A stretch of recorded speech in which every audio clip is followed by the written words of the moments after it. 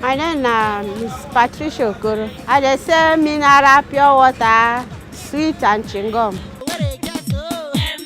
E don reach 10 years. The challenge I dey see now, na my customer now.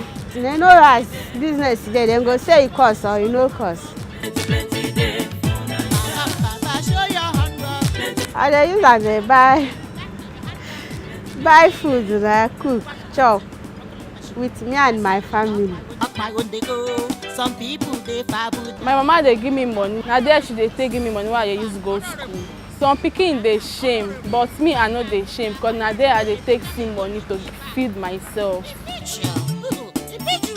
The advice I go tell the person, make e come out to come dey even pure water or e see 50 naira or 100 naira na money. Instead e go dey house come do amebo.